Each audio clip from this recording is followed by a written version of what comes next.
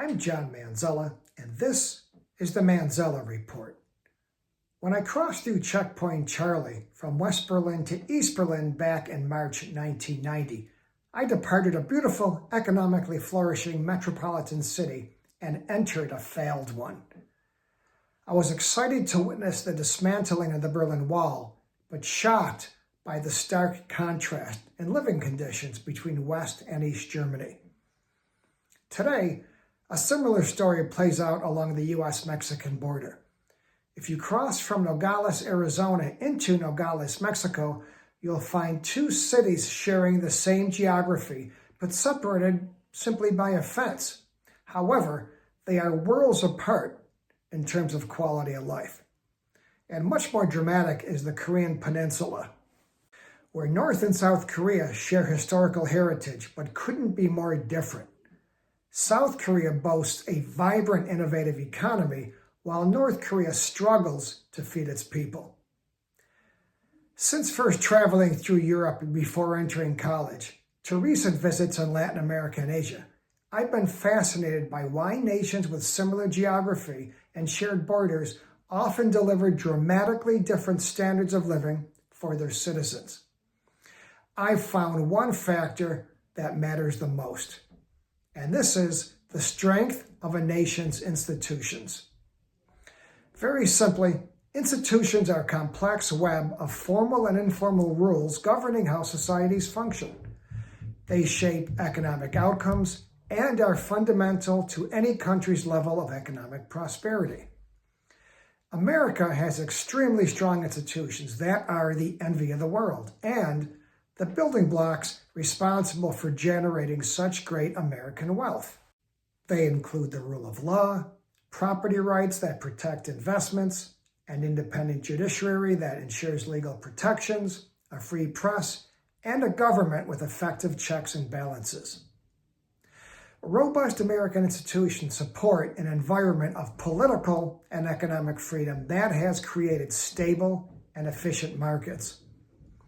Confident their investments are protected by the law, individuals and businesses are more likely to start businesses, make investments in physical and human capital, engage in innovation and research, and take entrepreneurial risks. In turn, new companies are created that hire employees to innovate and produce products and services that improve our lives. On the other hand, nations with weak institutions produce poor economies and offer low standards of living. Former East Germany, the former Soviet Union, and Russia today are examples of countries with poor institutions and relatively low living standards for the vast majority of their citizens. Nations with similar starting points, like former East and West Germany and North and South Korea, have diverged dramatically based on their institutional choices. While resources and geography matter, it's the quality of institutions that ultimately determines whether a nation can convert its potential into prosperity. Now, over the last several decades, China has lifted millions of people out of poverty through sustained economic growth. This success, however, has occurred despite having weak institutions. Why? The details are written in an article noted below. My most important point I'd like to make in this video is this. Today, American confidence in its institutions is declining.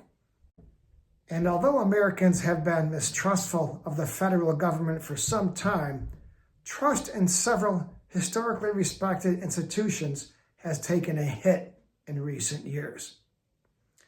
American institutional trust serves as the bedrock of our democratic system. Its erosion can lead to less entrepreneurial activity, less willingness to invest, and it puts us at greater risk to anti-democratic movements. This erosion of trust is not just a matter of public opinion. It directly threatens our economic future and is tantamount to chipping away at the building blocks that support America's wealth. It's time to address the many reasons for this mistrust, which include political polarization, economic inequality, middle-class erosion, automation's displacement of workers, and yes, the failure of institutions to sometimes perform. This, of course, will be the topic of another video. For more on this and other topics, visit the Manzella Report.